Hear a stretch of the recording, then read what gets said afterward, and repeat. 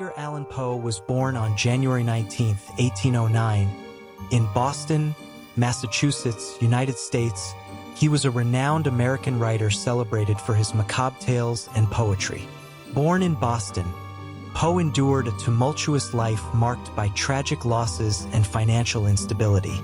He crafted enduring works such as The Telltale Heart, The Fall of the House of Usher, and The Raven, which showcase his mastery of suspense, psychological depth, and Gothic atmosphere. Poe's contributions to the genres of horror and detective fiction remain influential, inspiring countless authors and filmmakers. Despite his untimely death at 40, Poe's legacy endures, immortalizing him as a literary icon revered for his haunting and introspective storytelling. The Falls presents The Masque of the Red Death by Edgar Allan Poe. The Red Death had long been feeding on the country. No sickness had ever been so deadly, so great a killer, or so fearful to see. Blood was its mark, the redness and the horror of blood. There were sharp pains and a sudden feeling that the mind was rushing in circles inside the head. Then there was bleeding through the skin, though it was not cut or broken. And then death. The bright red spots on the body and especially upon the face of the sick man made other men turn away from him, afraid to try to help. And the illness lasted no more than half an hour from the beginning to the end. But Prospero, the ruler of that land, was happy, strong, and wise. When half the people of his land had died, he called to him 1,000 healthy, happy friends, and with them went far away to live in one of his palaces. This was a large and beautiful stone building he had planned himself. A strong, high wall circled it. This wall had gates of iron. The gentlemen, after they had entered, brought fire to heat the iron of the gates to make them close so firmly that nobody could open them. Here they could forget the sickness, the Red Death. They would leave the outside world to care for itself. Prospero had supplied everything they needed for pleasure. There was music, there was dancing, there was beauty, there was food to eat and wine to drink. All these were within the wall, and within the wall they would be safe. Outside the wall walked the Red Death. It was near the end of their 5th month there that Prospero asked his friends all to come together for a dancing party, a masquerade. Everyone was asked to come dressed in fine clothes and with his eyes, or perhaps his whole face, covered by a cloth mask. It was a scene of great richness, that masquerade. There were 7 rooms in which Prospero's friends danced. In many old palaces, the doors can be opened in such a way that rooms like these 7 can be seen all at the same time. In this palace, it was different. Little more than one of them could be seen at one time. There was a turn every 20 or 30 yards. To the right and left, in the middle of each wall, was a tall pointed window. The windows were of colored glass, of the same color that was used in each room. The first room had blue cloth hangings on the walls, and blue were its windows. The second room had wall hangings of that blue-red known as purple, and here the windows were purple. The third was green, and so was the glass of the windows. The fourth had hangings and windows of yellow, the 5th of white, the 6th of violet. But the 7th room had hangings on the walls made of a rich soft cloth which was black, black as night, and the floor, too, was covered with the same heavy black cloth. In this room, the color of the windows was not the same. It was red, a deep blood color. All the rooms were lighted through the outside windows. The resulting light was strange indeed, as it colored the shapes of the dancers. But the light that fell on the black hangings through the blood-colored glass was the most fearful of them all.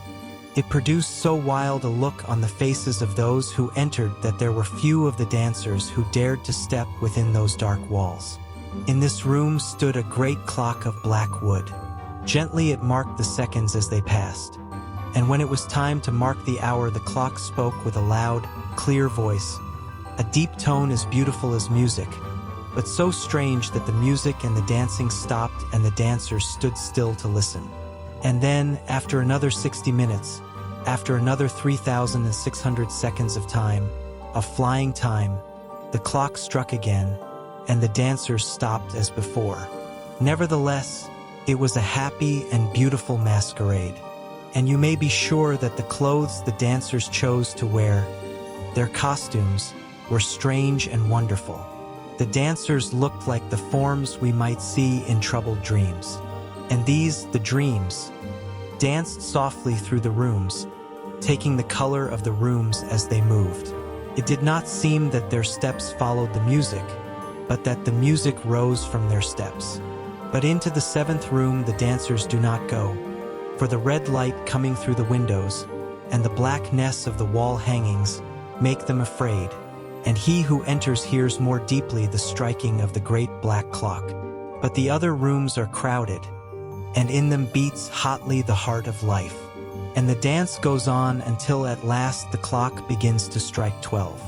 Again the music stopped. Again the dancers stood without moving while the slow striking sound continued. Before the clock was quiet again, many in the crowd saw that in the first room, the blue room, there was a masquerader who had not been seen before. As they talked softly to each other about him, a feeling of surprise spread through all the dancers, then a feeling of fear and of sickening horror. In such a group as this, only a very strange masquerader could have caused such a feeling.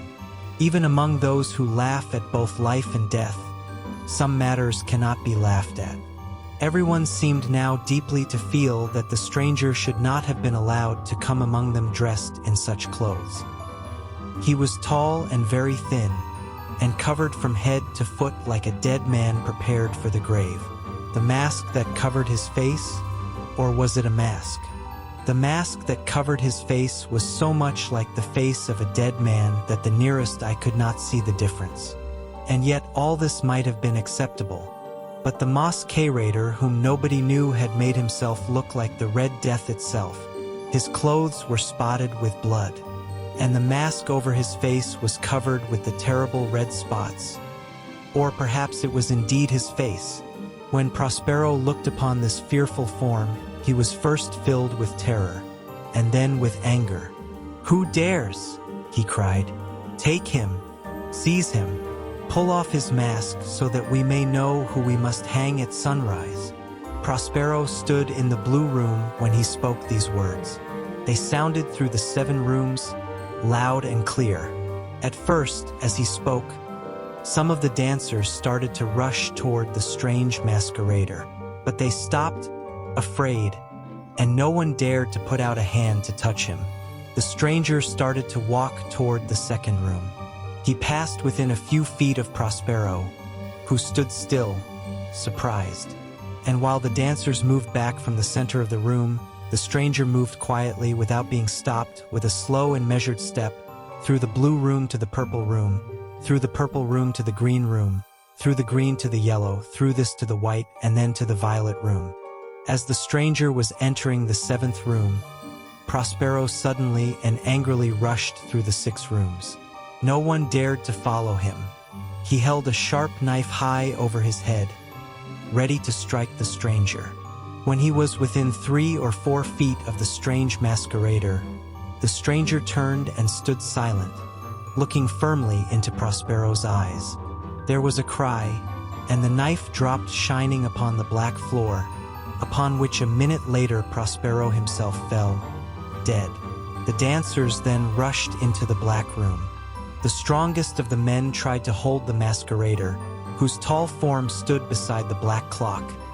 But when they put their hands on him, they found inside the grave clothes no human form, no body, nothing. Now they knew that it was the Red Death itself that had come in the night. One by one the dancers fell, and each died as he fell. And the fires died, and the clock stopped, and darkness and decay and the Red Death ruled forever over all. Please, like, comment, share, and subscribe to our channel for more. Thank you.